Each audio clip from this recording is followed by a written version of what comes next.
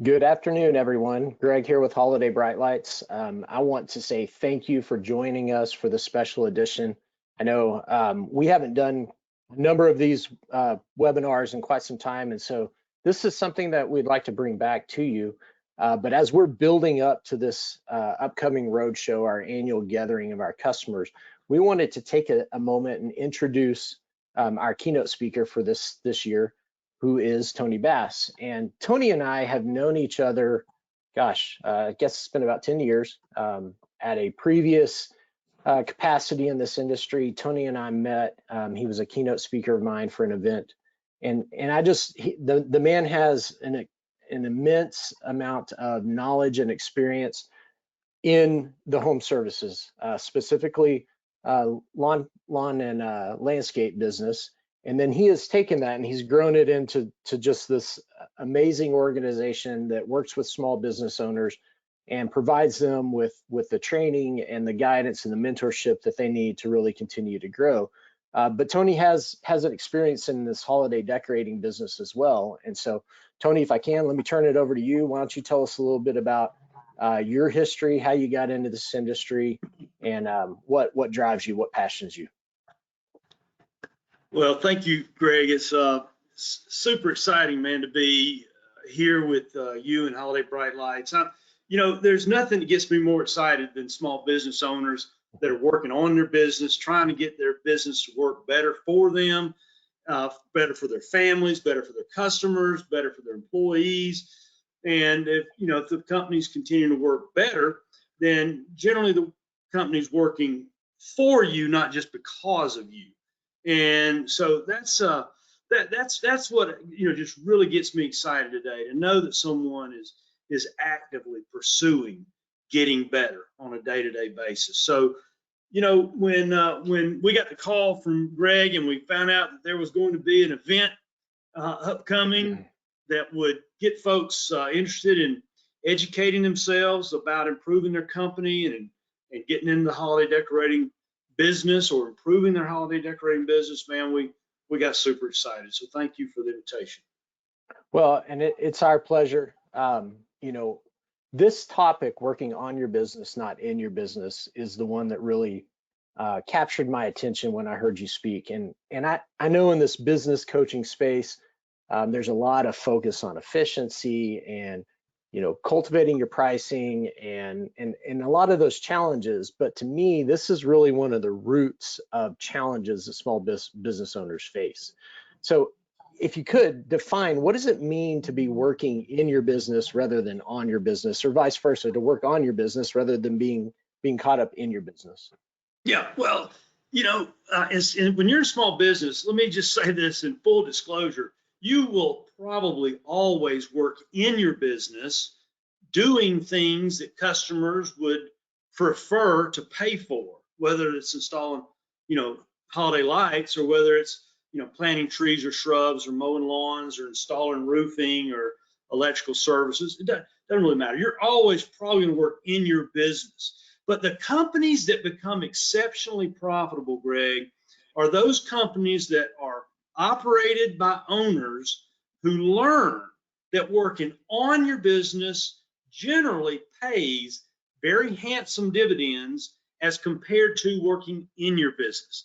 In other words, if you're working in your business, you're doing things with your hands or with your body or with your mind that the customer is happy to pay for. But working on your business is something completely different. It's when you work on things to help improve that company. It's when you're working on things to get better results for your customers, better results for your vendors, better results for your employees. And if you're working on it, chances are it's going to be growing. Chances are it's going to become more profitable. Chances are it's going to become a better company over time. And so when owners make the decision, and it is a decision, to work on it more and in it less, generally speaking, companies tend to get better and better and better over time. So if I'm a small business owner, tell me, what are some of the signs and symptoms that I'm working in my business, not on my business? What sort of experiences am I having that would indicate this? Well, the first one is you're out of time, man. You don't have enough time to do anything that you think is significant and important to you. And I'll tell you this: when you say, that I can't take any time off because I got more work than I could possibly do, that's a sign that you need to be working on it more and in it less. If you get to a moment in time you say, I have no time for my family, well, that is a surefire sign that you need to be working on it more and in it less. There's this idea called work-life balance, which is really a bunch of crap. Okay, I think it's a bunch of crap because if you have a business, you have a fiduciary responsibility to make sure that company is working for you and not just because of you. And so that may require at times for you to work, 12, 14, 16 hours a day. And particularly when you do a seasonal business or seasonal service like holiday lighting, man, when the opportunity's in front of you, you may have to put everything you've got into it, and you may have to work in it for a while. But, I had this email over the weekend from one of my clients, Greg. Jerry owns a company in upstate New York. And it's a landscape, hardscape construction company. And for a number of years, he was trying to stay busy by offering this snow removal service during the winter months. After all, it snows in his area of the country. Mm-hmm. But after careful consideration of how much time and energy he had to put into that part of his company, as compared to him just taking the time over the winter to sit back and think more about his company and work on it more, he made the choice about 3 years ago to stop providing the snow removal business, and he is now enjoying much better profits from his hardscaping company because he works on it more and in it less. Fantastic. I've had customers share similar stories, and in a lot of instances, that's what drove them to get into holiday decorating. They traded off snow and ice removal for holiday decorating because the season was more predictable. It was definite, right? Snow and ice, you're kind of up to the whim of Mother Nature, whether it falls or it doesn't fall, and you're working, 24 hours a day if it does. And so they liked the predictability of this industry, and it gave them a period between, the early January to when the lights come down, depending on your climate, where you could actually focus on your business, kind of recalibrate and get ready for the coming season for your warm weather business. So I appreciate that. I think the signs and symptoms that you shared are probably universal across every business owner. At some point in their career, they've experienced that. Many of them are probably experiencing it now. So let's go ahead and get into your offering. Tell me what sort of advice you would give these guys. Well, I want to make sure. Can you see my screen, Greg? Yes, we can. Okay, just want to make sure you can see the screen. You guys have invited me to come and present, make comments, share insights, August 23rd, I believe it is, in Chicago, right, Illinois, at your Holiday Bright Lights Roadshow. And the show, from what I understand, is open to anyone who has an interest in providing holiday decorating services, whether you are a rookie and only considering this for the very first time, or if you've had some success and already have a holiday decorating service in your service mix. The Holiday Bright Lights Roadshow is open to you. Is that correct? Did I get that right? That is absolutely right. Whether you are never hung a light in your life, or you're just thinking about hanging your first, or you've put $1 million out in the marketplace, this event is open to anyone that's interested in this industry. So Greg and his team are experts in acquisition of holiday decorations and distribution of those in the United States, and I guess maybe internationally as well. But anyway, what I'd like to do, Greg, is to begin and ask those who have joined us on the call today live to type your answer to this question into the chat box or the question and answer box on your control panel. And if you're new to using GoToWebinar, which is the service that we're using here, you simply need to go into your control panel and find the little Q&A box or the chat box. But please answer this question for me. What is the single greatest challenge you face in your company today? What's the single greatest challenge you face in your company today? And you can choose to put 1 or 2 or 3 words to explain that, or you can write a short answer. You can put a paragraph in there, whatever you want to do. But I want you to just kind of think about that for a moment, because regardless of where you're at in the development of your company or in the development of your holiday decorating business, there is always a challenge. When you're in a small business, you're going to face all kinds of hurdles. And the hurdle that you face and jump today will probably be something a little bit different tomorrow. And my role today as a teacher for entrepreneurs in the lawn and landscape industry in the area of small business, folks find out that jumping one hurdle to the next hurdle to the next hurdle is part of life, but it gets really, really, really much easier if you leverage the mistakes and the successes that others have had before you.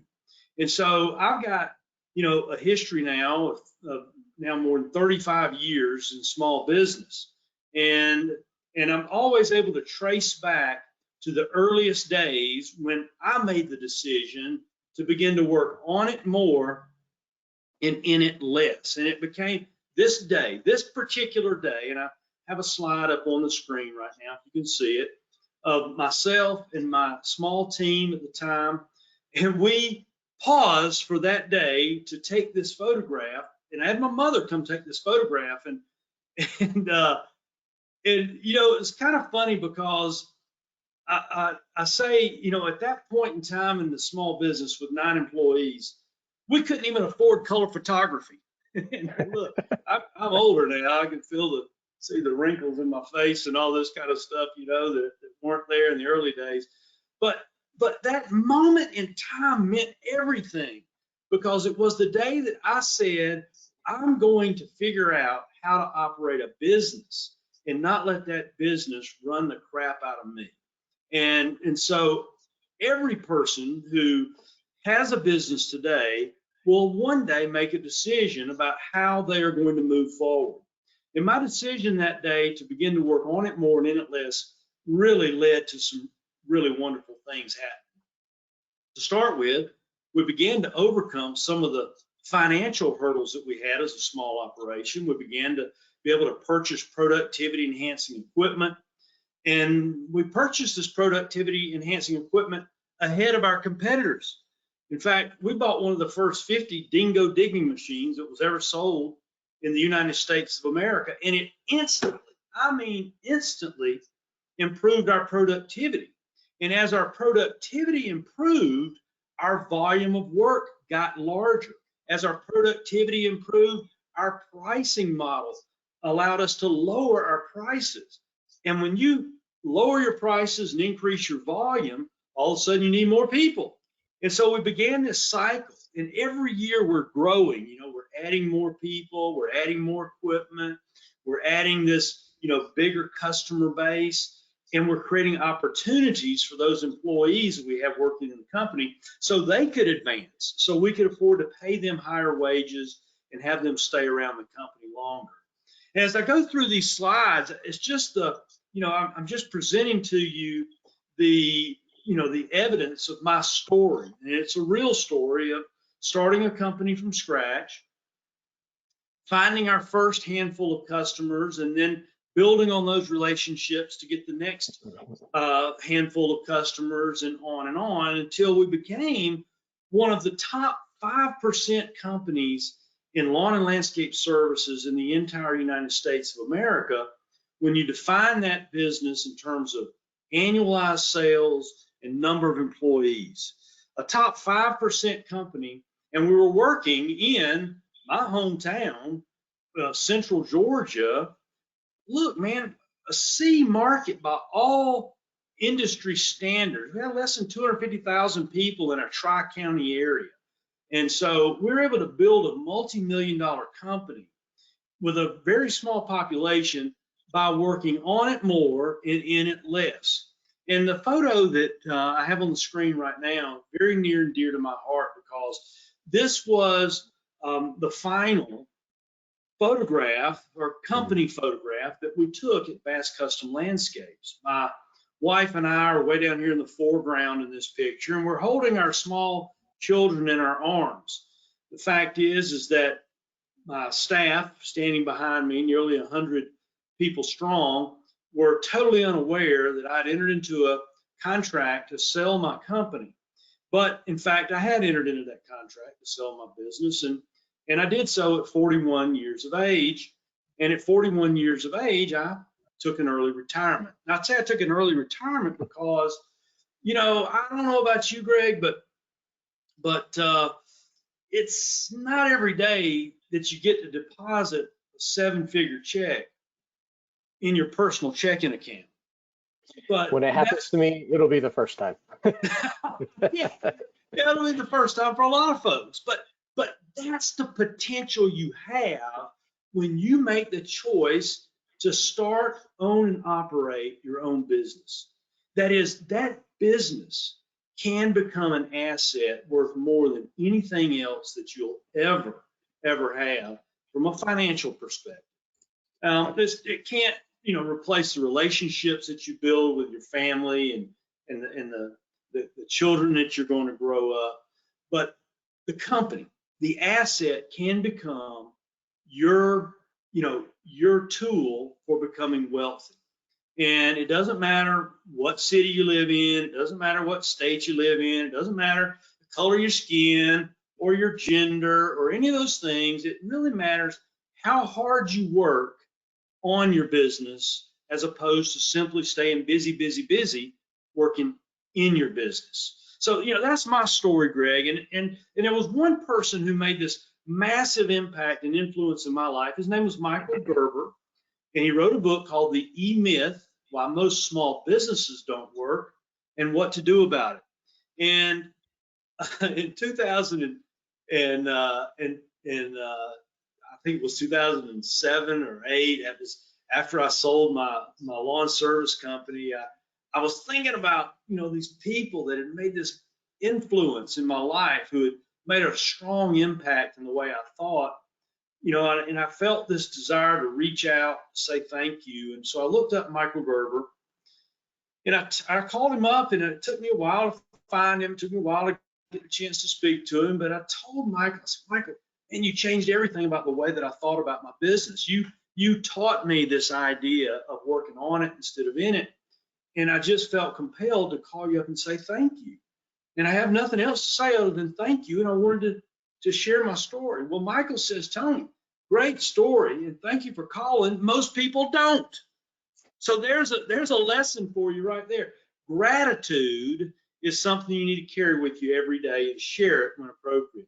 So when I told Michael, I thank you for the influence that you had on me, he said, Tony, you have such a great story.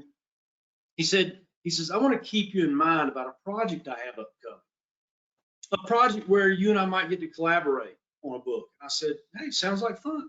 So a short time later, Michael Gerber and I had agreed to co-author a book called The E-Myth Landscape Contractor, Why Most Landscape Companies Don't Work and What to Do About it.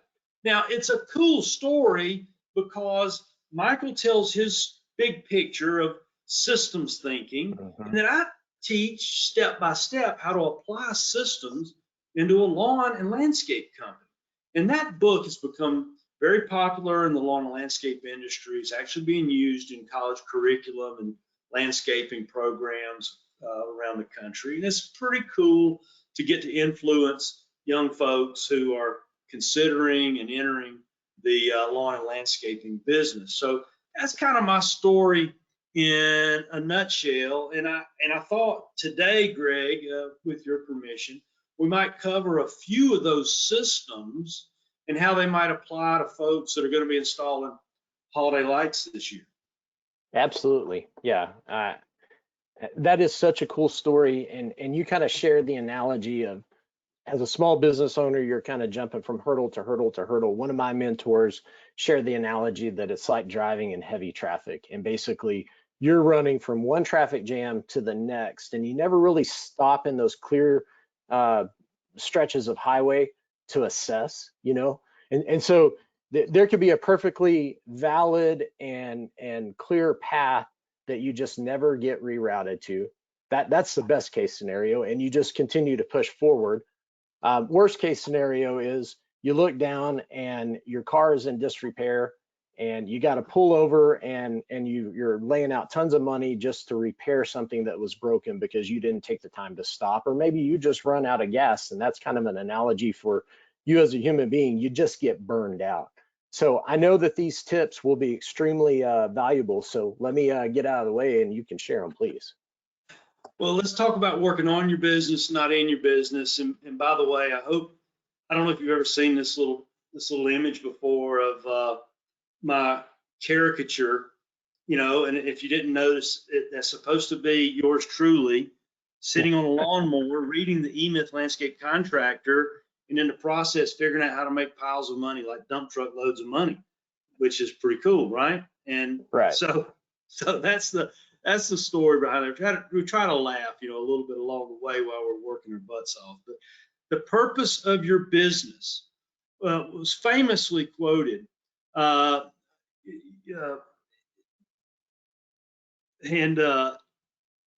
being the purpose of your business to create and keep a customer. But in small business, you really must think about creating and keeping a customer while making a desired profit. You see, if you're a company like Twitter, now known as X, you may live for years and never make a dime. I looked up the history of Twitter before Elon Musk bought it. And you know that company had only shown profit 1 quarter out of 10 years? That's not possible in small business. You are held accountable to the profitability of your business very quickly. There's a real reason why most companies fail within the first 5 years of business. It's because they're not making a desired profit. So I've been on this crusade now for more than 2 decades, reminding small business owners that they absolutely must focus their efforts on making a desired profit. I call it building an exceptionally profitable company. And what I've got on the screen right now, Greg, is an illustration of really my life's work of how to think about business and how to organize a company. And the 3 functions of company is finance, operations, and marketing. But what we do in the pages of the E-Myth is we explain the subtle differences between what it means to be aware of a financial system and where you must focus your energy and effort to make a financial system work correctly for you. And the essential element for a finance system is called price right. If you're in contracting, you got to price right. And when I say price right, you got to price right so the work is profitable for your company, and simultaneously, you've got to price right for the customer so that the project that you come up with fits their budget and they're able to say yes to you and your company. Pricing right is the ultimate skill in building an exceptionally profitable company. In fact, I dare say that until you learn how to price right, your future as a small business owner is perhaps doomed. Now, if you price right, it becomes much easier to keep promises. Keeping promises is the operational part of your business. It's where you're actually doing the things that your customers want to pay you to do. And keeping promises says that we're going to keep promises to our customers, doing what we promise them we're going to do. We're going to keep customers to our employees, paying them on time with a respectable wage that allows them to support their family. We're going to keep promises to our vendors, paying them on time and not trying to beat them out of money. And then fourth, we're going to keep promises to the taxing authorities. You see, if you fail to keep promises to any one of those four groups, well, you're doomed, and that's not good. But if in fact you keep promises to all four of those groups, it's going to be infinitely easier for you to create client relationships that are built on mutual trust and respect and not just low price. And creating client relationships gives you all sorts of leverage. It gives you all sorts of initiative to eventually do what I explain in step 4 of becoming the wealthy landscaper. You could probably change the word and say become the wealthy small business owner. But you must learn how to add on exceptionally high profit services to your existing client base. That is, you want to be able to offer more and higher profit margins over time to the folks that already know you, like you, trust you.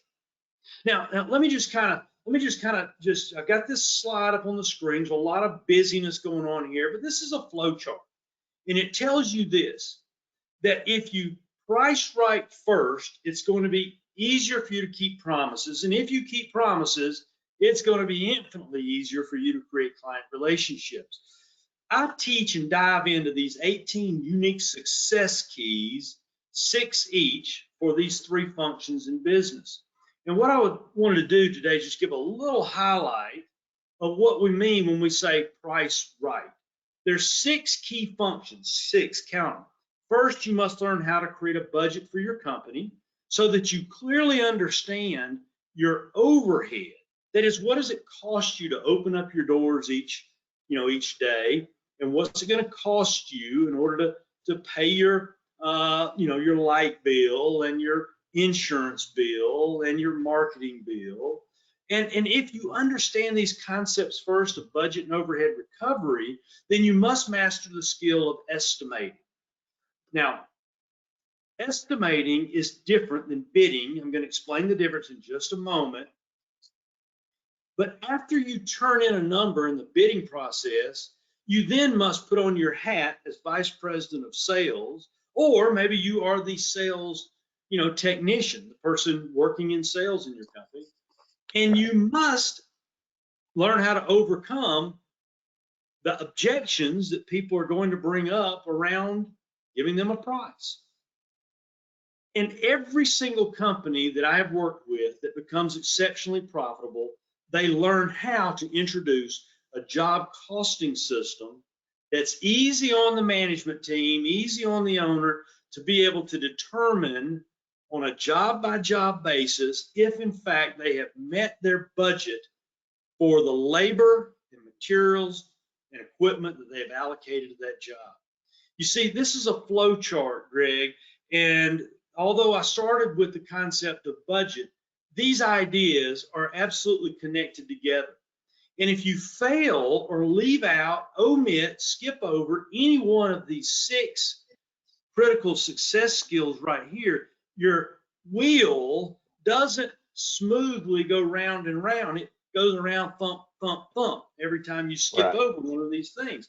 And skipping over things, thump, thump, thump, is no fun. So here's an example of one of the hot tips, and I'm going to talk just a minute about estimating versus bidding. You see, estimating is the science of arriving at the future cost of a future job.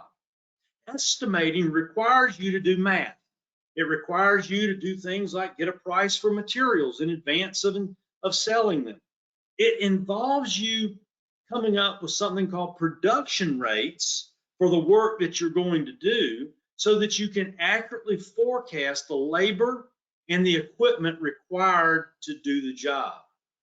Estimating is a science, and arriving at the future cost of a future job is absolutely teachable, trainable to anyone with at least a high school education.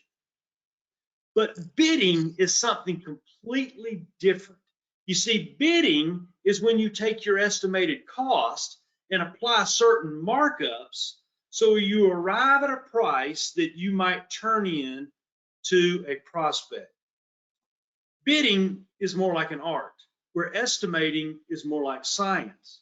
And the companies that learn the difference between the two and develop an estimating system that can be taught, can then hand off sales to others. But if you never learn how to do what I would call production rate-based estimating, you will forever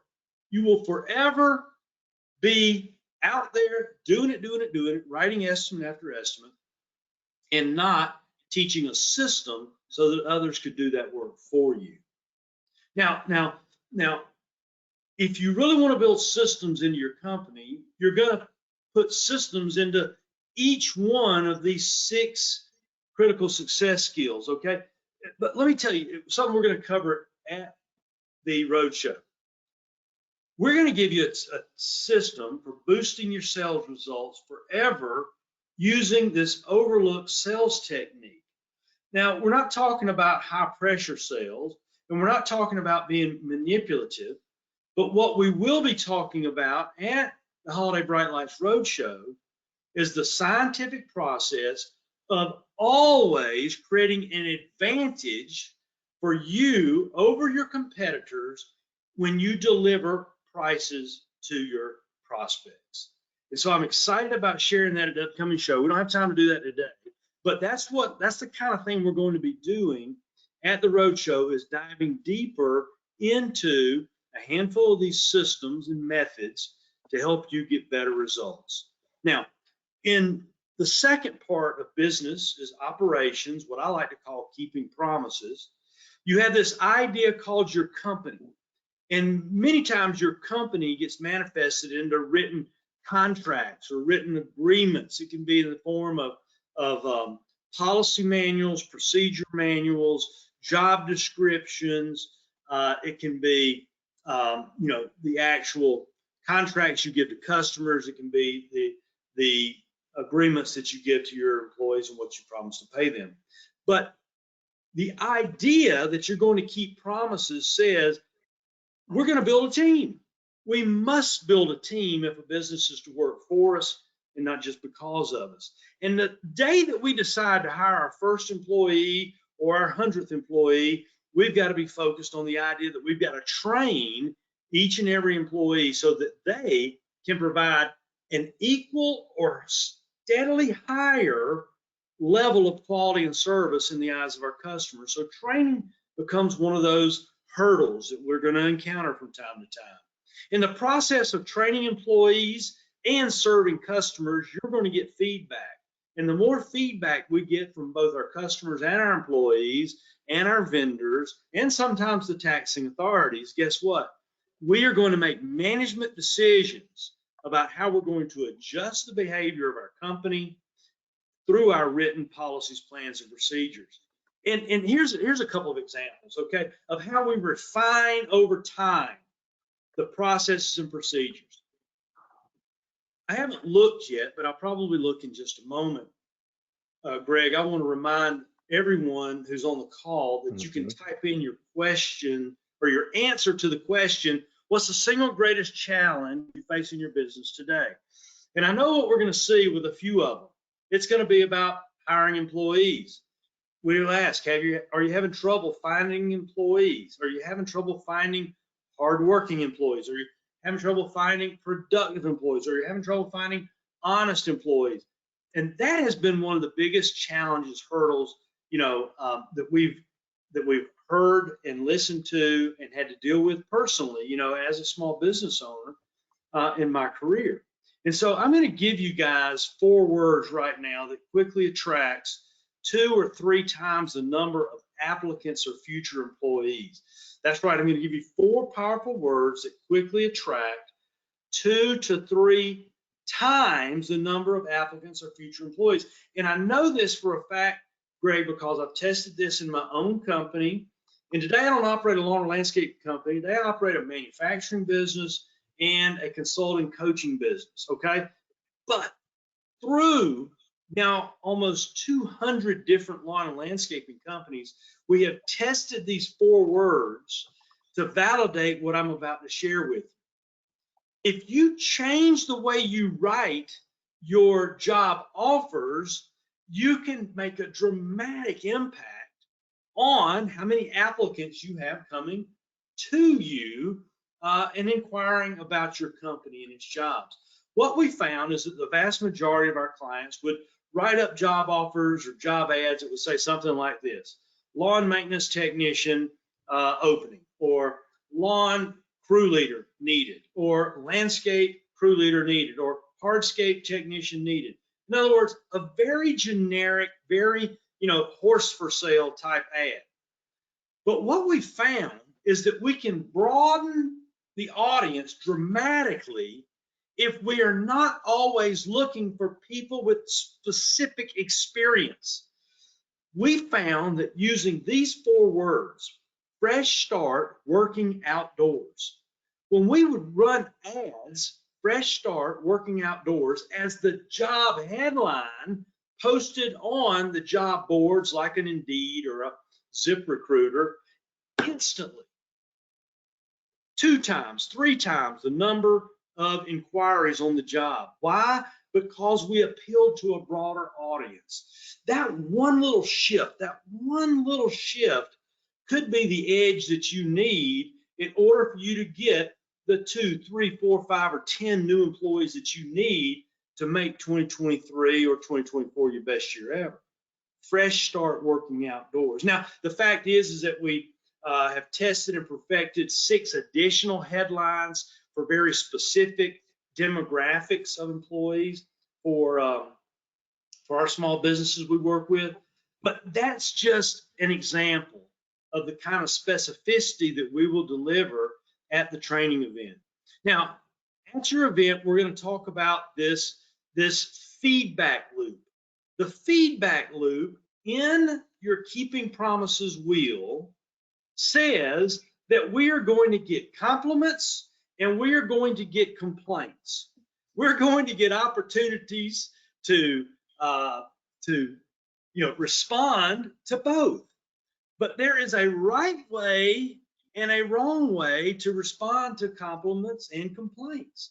And at your event, the Holiday Bright Lights Roadshow, we're going to dive into the specificity of how to respond to feedback, positive feedback and negative feedback, so that you are building a company that in fact will work for you, not just because of you. And by the way, when I share this process, as I have shared this process with hundreds of my private clients, they all say this: instantly, we start to do better with our marketing. We start to do better with our lead generation. We start to do better with our conversions.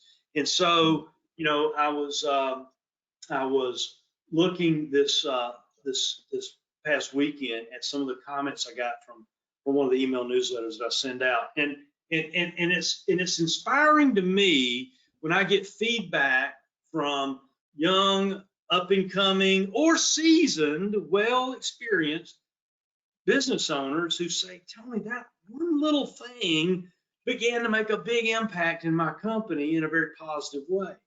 And so this idea, the 3 functions of business, we got finance, we got operations, and we got marketing, are in fact priced right, keep promises, create clients. To create clients, you're going to initiate marketing activities that build awareness about your company or its products or its services. Marketing creates a perception of value about your products and services. And finally, the most effective marketing of all helps create a desire to purchase from your company immediately. So we're going to talk more about marketing at the Holiday Bright Lights Roadshow. We're going to talk about what to do when leads are generated. And then how do you create a needs analysis process that will eliminate tire kickers and instantly give you access to the high-paying, highly qualified prospects that you get access to each year. We're going to give you some tips for lead conversion at the Bright Lights Roadshow. And we're going to talk about how to enhance your billing system to create more opportunities for client retention, which means that you simply re-sign, continue to work for folks year after year after year, creating a cash machine for your company. Now, let me give you a hot tip on this subject of creating clients. It's around the subject of marketing. And I want to give you 7 words that absolutely, positively unlock bank accounts. And by the way, you're listening in right now, I hope that you'll write these 7 words down. I hope that you'll write these 7 words down. I want you to put them on your bathroom mirror at your home. I want you to put the same 7 words, posted on the wall, right beside every phone that is in your office. I want you to put these 7 words as like a background on the screen of your cell phone, because they're that powerful, they're that important. You've got to get in this habit. Every single time someone says something positive to you about you or your business or the work that you have provided, you need to say these words. What else can we do for you? What else can we do for you? I received an email over the weekend from a young man who said, Tony, those 7 words have unlocked now thousands and thousands and thousands of dollars for my company since you shared them with me earlier this year. I had no idea that, improving our marketing could be as simple as changing the words and the way we respond to positive compliments. But that's just one example of how when you take the time to sit, to think, to reflect, to consider, and then adjust and practice new business techniques, some really amazing things can happen. Now, that's just one little thing. At the event, we're going to cover how to create a needs analysis process that will help you learn how to get a budget from every prospect you ever encounter for the rest of your life. And you can get that budget every single time.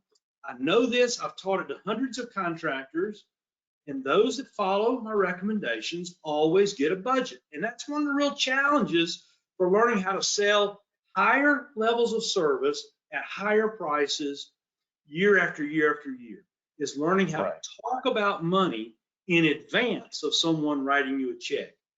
So, these are things we're going to continue to do, continue to expand upon. If you attend the Holiday Bright Lights Roadshow, August 23rd through 25th in Chicago, and I want you guys to know that that I personally have experienced not only the financial gain, but the emotional and personal satisfaction of seeing how people light up. And I don't mean light up like the lights, but how they light up spiritually and emotionally when you are sharing something as joyful as holiday lights. I remember the very first year we added holiday lights into my company here in Middle Georgia, and we had this, we had one of those local tragedies where a young girl living in the neighborhoods we were already servicing, 6 years, 7 years old, young girl gets one of these just terrible bouts with childhood cancer. And we heard of this family and the challenges they were going through, and we had decided to pick, one charitable outreach, one charitable cause to be involved with during our first season. And when we learned of this young girl and her family who were having this difficulty, we decided to install holiday lights on their house, and we didn't charge anything for it. And I'll never forget the letter and then eventually the face-to-face encounter with the father sometime later, when he came to me and he said, Tony, you have no idea what an impact y'all's gift meant for our family. Before our daughter passed away, one of the last things that she did outside was enjoy the lights. And that touched me emotionally, and it touched me in a way that really took this idea of what we were doing with holiday lights to a whole different level. And I share that story because for those of you who may not have ever installed holiday lights, you may think that the idea is, I don't know, a little cheesy, a little corny, a little, maybe it's even a little wimpy for you and your big equipment, big trucks, and and rugged outdoor, background. But I'm going to tell you, man, it really touched not only the folks that we were working for, the neighborhoods we were working in, but it touched our employees as well. And it allowed us to add on services during a time of the year that the demand for lawn and landscaping was much lower.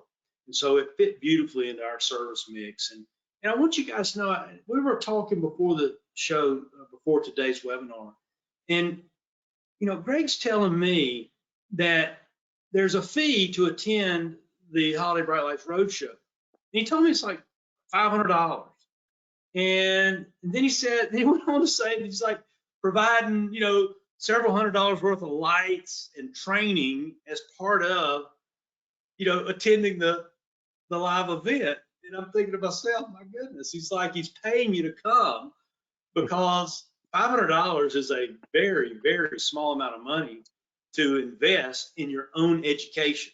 And I have found in 35 years in small business that the only sustainable long-term competitive advantage is for you to invest in yourself and to continue to learn.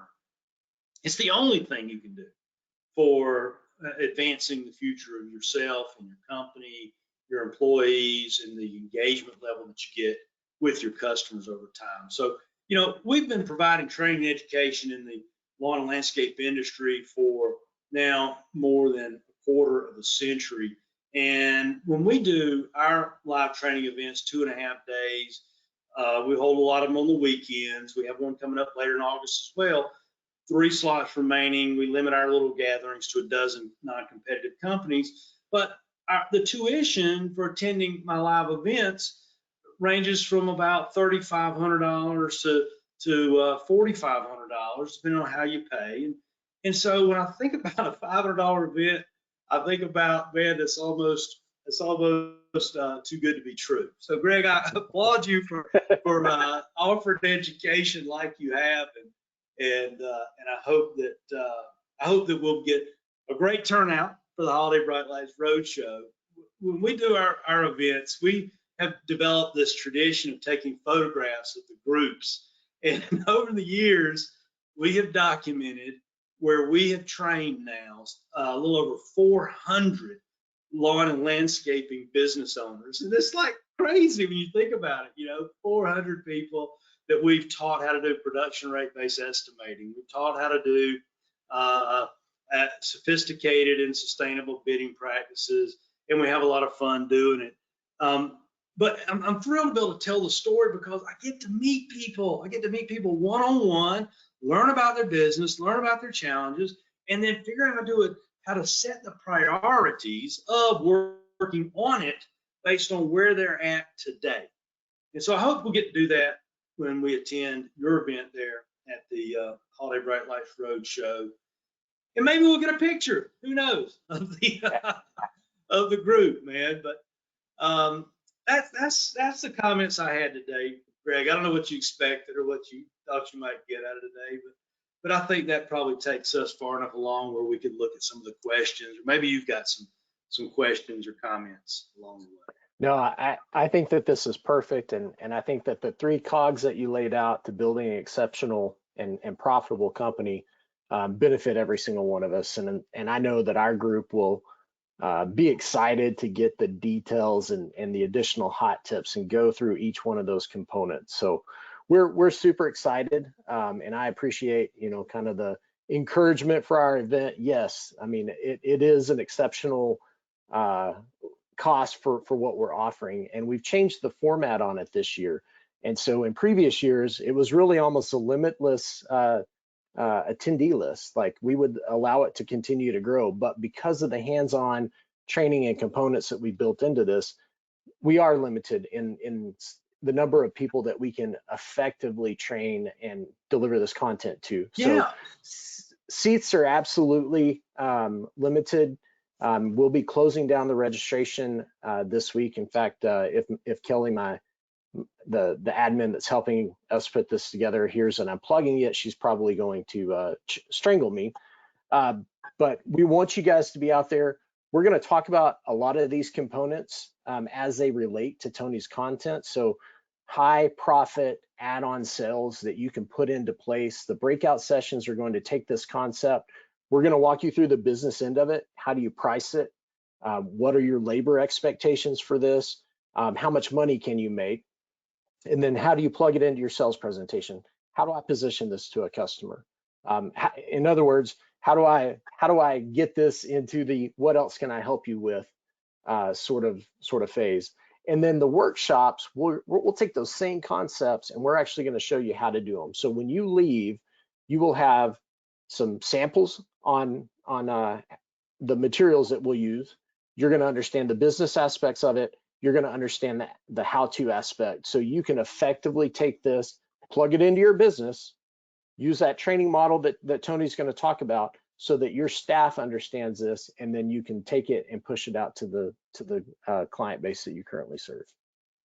We got one question here that came in, and I thought it's pretty good for this discussion, but the question is we have a challenge creating standard operating procedures so that our employees consistently do the work correctly. All right, so look, I think that's exactly what Greg's saying that they do here. You know, it's like at Holiday Bright Lights, and particularly with the Roadshow, they're going to provide training, specific step-by-step training of how to install or how to build a holiday light program for your existing customers. And I'll tell you this, in my own lawn landscape business in the past, what we learned very quickly is that we didn't have to go out and try to figure out, you know, SEO for this new service line. No, sir. We didn't have to go out and try to buy a bunch of ads for holiday decorating. We didn't have to go out and invest much money in marketing at all. You know what we had to do?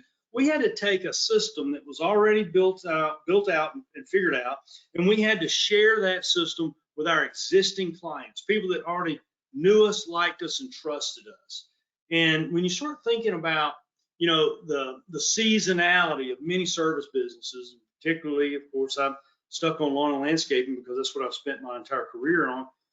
It blends perfectly with that being the off season, being, you know, November, December, January for the lights, and that's including, you know, design and installation and takedown after the holiday season is over. I was looking at we had a great turnout, by the way, Greg. This is pretty great, and I saw Tom Sweeney's name on the list here today, who is one of our clients that is actually in the Chicagoland area. So Tom, I'm thinking, man, you of all people on this list should probably, you know, show up over there and take advantage of this training, because, you know, one of the challenges that I hear folks make all the time is, well, you know, in my town, so in my area, there's these lowball, cheap, you know, scum-sucking, bottom-feeding contractors who don't price work correctly, and they always, you know, are trying to provide services below cost. Well, this is a great thing about holiday lights, is because, you know, people buy this because they want it, not because they have to have it. And generally speaking, there's a lot fewer contractors that are offering holiday lighting services than there are offering all the other services that you provide. And so the number of people competing is generally much lower. Not to say you won't have any competition, but the number of contractors offering the services substantially lower than in the, you know, core businesses. Yeah, so, there's no doubt about that. And like you said, competition is actually good. It raises awareness of the service that you provide, but it also offers a compare and contrast. If you do have that lowball competitor, it's incumbent upon you to be able to effectively communicate to your customer why your services are more expensive. What is it that you do? What is it that you provide that commands that price? So I like competition. I think it's fantastic to have in every marketplace. You can only grow so much without competitors helping raise the awareness. I just put a question in the Q&A panel for everyone. If you would take the time to reply, I'd greatly appreciate it. I will just say this out loud. If you have any suggestions or any comments about anything that we've covered here today, again, this is designed to be an introduction meeting. Our goal is to keep it in under 60 minutes, just so we could give a little taste and share some ideas that that you could put to work right now in your company. We've delivered on that with a few ideas here today. We're going to do more when we go to the live event. And I'm going to say this, Greg, as we kind of reach here towards the end of today's broadcast, is that, back in 2020, they invented this thing called COVID-19. You may have heard of it. And they told everybody to stay home, don't travel, and lock yourself in and be, terrified and all this stuff. And I, for one, have made it my personal policy to travel, to get education, to interact with others, to go outside of my normal, circle and work around other industries at times so I can learn more about how to build a better business. And for that period of time when essentially most shows, travel events were shut down, I felt like that our collective, souls suffered because there was a lot less collaboration. There was a lot less, what you would say, brainstorming sessions. There was Right. a lot less camaraderie that was built from attending live events. And some of the great collaborations that I've had in my career have been when I've met other contractors who were challenged with some of the same, hurdles I was dealing with at the time, and I got to hear directly from them. And so that's one of the key parts of attending live events like the one that Greg's going to be holding here in Chicago later in August. And I hope to see you there, and we'll do a little collaboration, okay? Absolutely. Looking forward to it. This has been fantastic. I agree with your last point. As I'm having conversations with guys who are maybe on the fence on whether to come, I always tell them, as proud as I am of the content and the guest speakers that we're bringing, the unquantified value is the conversation that happens, in the hotel lobby at the end of the day, or sitting at the same table at lunch with a guy that's been doing this for 20 years. And it's not even the things that necessarily worked. I think you made this point earlier. It's avoiding a lot of the pitfalls, finding out what didn't work so that you don't fall into those same traps that will put you so much further ahead, not just in this business, but whatever you endeavor. So, Tony, I appreciate it. I know that we are at the end of the hour. Real Let me quick, do this, if you don't mind. I just want to give a real special thank you for attending our live event today, Aaron and Adam and Andrew and Anthony and Becky and Bill and Brian and Charles and Chris and David and Drew. They got two from Drew's company, I guess, and Gene and James and Kevin and Kyle and Marie and Michael and Mike and Nick and Philip and Rich and Rod, Hot Rod and Roger. Good to see you here today. And Rom and Ronnie and Sang and Scott and Stephen. And that's one with a PH and one with a V. And Tom and William, and I won't call out all the last names, but we had a good group here today that have an interest on this subject. And so if you know someone, I want to ask you for this right now. If you know someone who you think this might be a good message for, then tell them about this webinar, because we are going to make the recording available later today. You may get it in the morning, but later today we're going to make this recording available. So if you know someone who has had an interest in holiday lighting, share this information with them and tell them, hey, check out, Greg, and see what Tony has to say about this whole idea of expanding your services to holiday decorating. Okay. fantastic. Well, thank you again, Tony. I had Tabitha post the link, so if you're on the call and you're interested and want to register, that is in the chat. But Tony, real quick, how can customers get in touch with you if they are interested in your consulting services or your programs? How do they reach out to your organization? Well, that's nice. I appreciate that. Just go to superlawntoolkit.com. We'll put it in the chat. Okay. Superlawntoolkit.com. And, we have it set up right there where you can go ahead and schedule an online appointment, or I should say a phone meeting. You can chat with Tabitha Lovell, our Director of Training and Education, for free. In fact, I think that's what you did before you and I got on the phone, Yes. you had a meeting with Tabitha and worked out a lot of details. And then when we got on the phone, we really just, boom, made progress quickly. And that's what I like to do. So superlawntoolkit.com is kind of our entry point for folks that would like to work with us or attend one of our live events in the future. Thank you for that opportunity, Greg. My pleasure. And thank you again for participating in this and attending our event. We are looking so forward to it. And I know that it's going to bring value to our customer base. So thanks again. We won't take up any more of your time. To everyone that attended, we appreciate it. I felt like the crowd was great and we held their attention. They stayed on as long as they could. So excellent. All right, we'll talk to you real soon. I'll see you in Chicago. Sounds good.